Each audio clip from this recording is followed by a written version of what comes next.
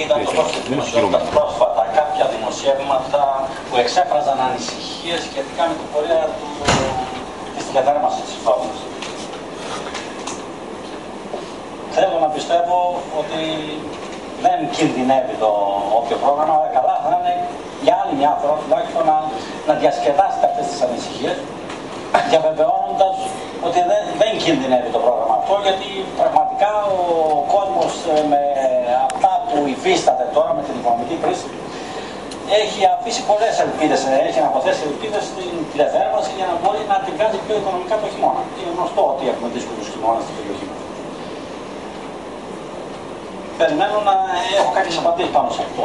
Εκτός αυτού όμως, θεωρώ ότι σε συνδυασμό και με αυτό είναι επίκαιρο ένα πράγμα που το έχω δέσει κατά επανάληψη και έχει σχέση με το τέλος μίσθους ισορρυχείων και τον δημοτικό φόρο που θα πρέπει να πληρώνουν κατά την άποψή μου τα ιδιωτικά λειτουργία.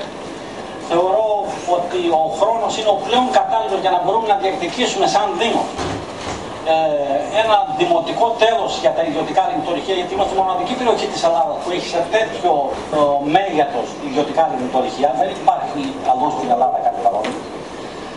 Θεωρώ ότι τα έσοδα που θα έχουμε σαν Δήμος από μια τέτοια ρύθμιση θα ξεπερνάνε το δεκαπλάσιο του πόρου. Το μερίδιό μας από το πόρο δεν είναι ούτε το 1/10 από αυτά που μπορούμε να έχουμε από μια τέτοια ρύθμιση που είναι δίκαιη.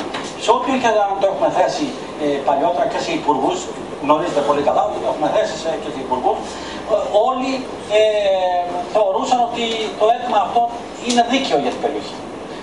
Προτείνω επομένως να ορίσουμε κάποιον νομικό, κάποιον δικηγόρο, ο οποίος θα αναλάβει με επίσημο τρόπο να ερευνήσει καταρχήν τις δυνατότητες που μας παρέχει ο νόμος, για ίσως να μπορούμε και από μόνοι μας να επιβάλλουμε κάποιο τέλος, τουλάχιστον για το δημοτικό τέλος, αλλά καλά θα είναι να τα δει κάποιος πιο ειδικός, τον οποίο να αναθέσουμε επαμοιβή, να κάνει αυτή τη διερεύνηση και επιπλέον να συντάξει ένα σχέδιο, μια διάταξη νόμου.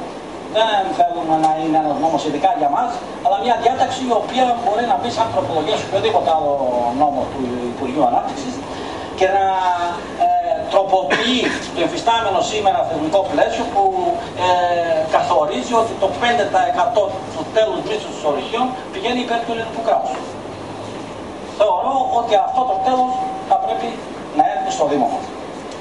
Πέραν του δημοτικού φόρου που θα πρέπει να επιβάλλουμε, να τα δούμε σε συνδυασμό αυτά τα δύο θέματα, αλλά καλά θα είναι είναι αυτό σήμερα εκτός ημερήσιας διάταξης. Η Οικονομική Επιτροπή, δεν ξέρω ποιος, αν δεν είναι. Δεν μπορούμε σήμερα. Ναι, συγγνώμη κύριε Πρόεδρε. Νομίζω και η Οικονομική Επιτροπή μπορεί να αναθέσει σε κάποιο νομικό να επεξεργαστεί το σχετικό ζήτημα και να έρθει σε μια επόμενη συνεδρία να πάρουμε τις σχετικές αποφάσεις και προτείνω εδώ, εφόσον έχουμε ολοκληρωμένη την πρόταση, τουλάχιστον μια αντιπροσωπεία που θα αποτελείται από τους αρχηγούς των παρατάξεων εδώ, να μεταβεί στην Αθήνα και να διεκδικήσει με επίσημο τρόπο, με τη συμβολή των βουλευτών της περιοχής, αυτό το δίκαιο κατά τα άλλα έτοιμα για την περιοχή. Στην περίπτωση αυτή φαντάζομαι ότι θα διασκεδαστεί όποιος φόβος και η ανησυχία και για την τηλεθέρμανση και επιπλέον θα έχουμε τους πόρους να κάνουμε και πολύ περισσότερα πράγματα από αυτά που είναι λίγα σχετικά με το μέγεθος, με τη δυνατότητα που μας παρέχει αυτή η ρύθμιση σε σχέση με την τηλεθέρμανση της Ελλάδας.